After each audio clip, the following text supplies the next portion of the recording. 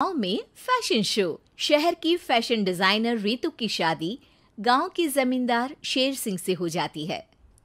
लेकिन शहरी कामकाजी रितु का गांव में मन नहीं लगता। क्या सासू माँ, ये गांव में तो कुछ नहीं है, मेरा दिल ही नहीं लगता यहाँ, क्या करूं मैं। अरे बेटा, जहाँ पति का कारोबार बीवी तो वही अच्छी लगती है ना। अब हम लोग इतने पैसे वाले हैं कि गांव में मेरे बेटे लायक लड़की ही नहीं मिली। अरे माँ, मैं तो ये बोल रही हूँ कि क्या करूं जिससे मेरा थोड़ा दिल लगे। अरे बेटा, मैं भी शहर की थी, यहाँ आकर मैंने गांव में स्कूल खोल लिया। बच्चों को पढ़ाती थी तो मन लग जाता था। तू भी कुछ देख ले जिससे गांव की बहू बेटियों का भला हो जाए और तेरे जमींदार ससुर जी का नाम भी हो जाए। रितु क्या करती, फैशन डिजाइनिंग वाले कपड़ों को गांव की औरतों पर कैसे ट्राई करती। लेकिन एक दिन, अरे क्या बात है डार्लिंग, बड़ी जल्दी उठ गई। और ये हाथ में फेविकॉल और कागज, कहाँ जा रही हो? मैंने सोच लिया है कि मैं अपना फैशन बुटीक खोलूंगी। गांव की औरतों को सजा धजा कर फैशन शो करूंगी और यहाँ की औरतों को भी शहर के फैशन से वाकिफ करवाऊंगी। फैशन और यहाँ की औरतें, अरे इन लोगों को तो बस चूल्हा चौका आता है। खाली समय में एक दूसरे के सर से जुएं निकालती हैं या फिर अचार पापड़ बनाती है। इन लोगों के बस की नहीं है फैशन को समझना। लेकिन रितु मानती नहीं।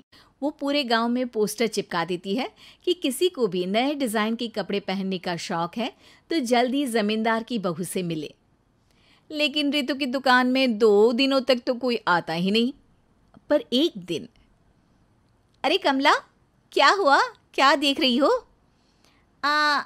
ये पुतला देख रहा है दीदी। क्या दिख रहा है इसमें ऐसा? अब देखो तो दीदी, ये पुतला मेरे जैसा ही है ना, पतला दुबला लंबा, बस मैं काली और ये गोरा। तू ये बता, इस पुतले के कपड़े तुझे कैसे लग रहे हैं?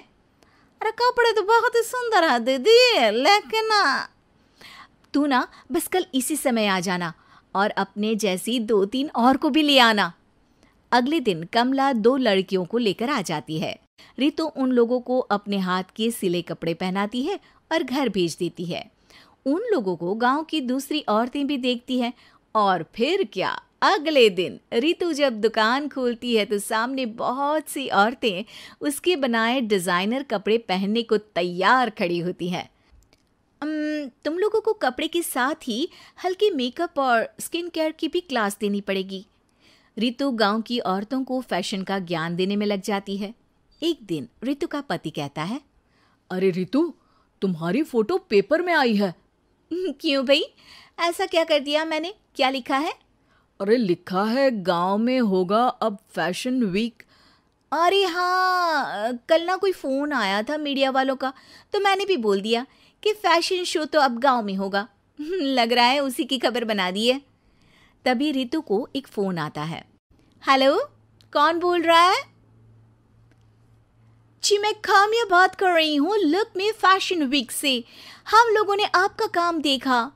हम शहर वर्सेस गांव का फैशन थीम में एक फैशन शो आपके गांव में करना चाहते हैं। अरे वाह, ये तो बहुत ही अच्छी बात है। मैं अपनी मॉडल्स के साथ शो में हिस्सा ज़रूर लूँगी।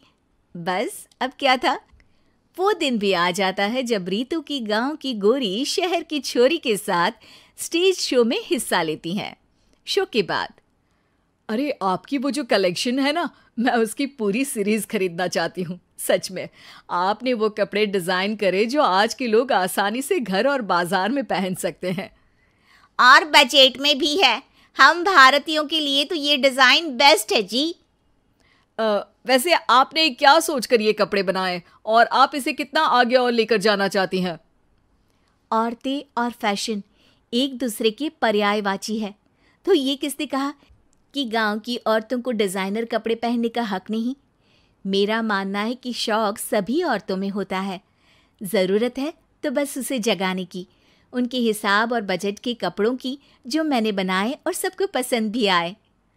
अब रितु का गांव हर जगह प्रसिद्ध है, ना सिर्फ रितु के लिए बल्कि वहाँ की औरतों की फैशन के लिए भी।